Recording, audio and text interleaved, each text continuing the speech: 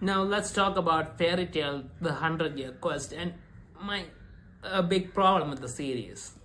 And not that the series isn't fun and all, but it's mainly because of who the main antagonist is, the five dragon gods. Now, the problem is the five dragon gods are apparently being claimed to be as powerful as Agnologia. Now, I have my doubts about that, and I talked about it in another video. I don't think that's true, but so they're almost as strong as Agnologia.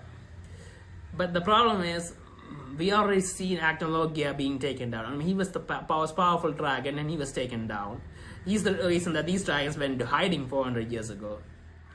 And now, after defeating Agnologia, fighting more dragons doesn't seem as entertaining.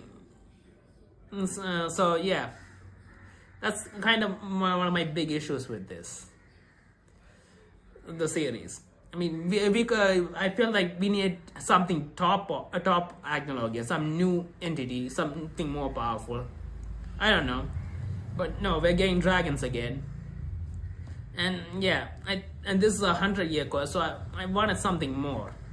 Now, the second issue I have with the series is, now these dragons aren't as strong as Agnologia.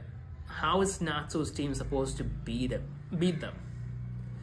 I mean, beating Agnologia took 7 Dragon Slayers and all the wizards combined working together, and even that they just barely managed to do it.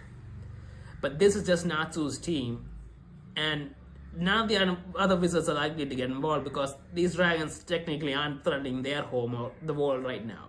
Now, Ignia is a bit of a risk, but still. As of now, there isn't really a current threat that forcing everyone to fight together again. So it's just Natsu's team. And there's just 2 Dragon Slayers in that team. So how are they gonna beat 5 dragons that are almost as strong as Agnologia, I guess. Now, in the series, we already seen 2 dragon gods getting taken down, but even then, the water dragon god that was taken down first. We learned that from Ignia that he was at half power because the white witch controlling him, and because of that, he had half power somehow. But even then, Natsu's team didn't stand a chance, and Ignia's flames were eaten by Natsu, giving him the power to beat him. That's the only reason why he was able to beat him. But yeah, so if he was at full power, I don't think it would have worked either. So technically that Natsu's team couldn't have actually beaten the water dragon god. Then the Aldrun, the second dragon god. Now, he was the size of a city. He had cities on top of him, and he was sleeping from healing from injuries from Agnologia in the past. Now, in one fighting Agnologia, he wasn't actually completely woken up either. He was just partially woken up, and there was these what were they called? Those things that were kind of like Aldrun's personalities that everyone's fighting, and those personalities weren't that strong, and beating all of them helped defeat Aldrun, which was a huge mistake. I don't know why Aldrun would try to do that, weaken himself like that. So if he was that huge and fully awake, I don't think they would have Fairytail would have been able to beat him either.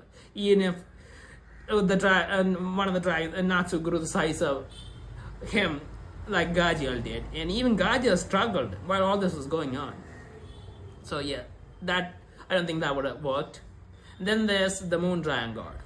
Now we see her fighting and getting captured by the Dragon Eaters. And it seemed like the Dragon Eaters was really powerful, the special warriors. But as it turns out, she was just pretending to get caught to get revenge. And the leader of their guild, who was supposed to be really powerful, I forgot his name, but we didn't need to see him, so I don't think it matters. He was crushed in half a second by Selene after transforming, proving that how powerful she is, and the fact that the Dragon Eaters, who are also Dragon Slayers, do not stand a chance against them, and they agreed to serve her because they don't have a choice. That's how powerful she is. So, by that logic, how is anyone supposed to beat these dragons? I mean, Selene, Ignia, and the other dragon god, which we haven't seen yet. The 3 dragon gods are really powerful, and Celine's at full power too. This is the first dragon we actually saw fighting at full power, and she she's seems unbeatable right now. And we can assume Ignia is as strong or as stronger than her. So how are they supposed to beat him?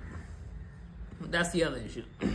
And then there's also a rumor about one of the main villains being the Black Witch, or it's basically Earth's version of Faris, the Black Witch.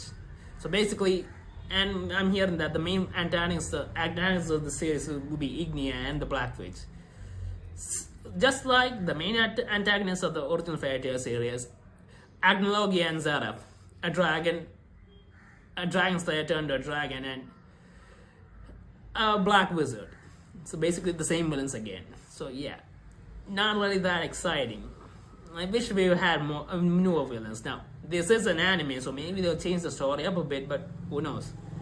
Let's wait and see.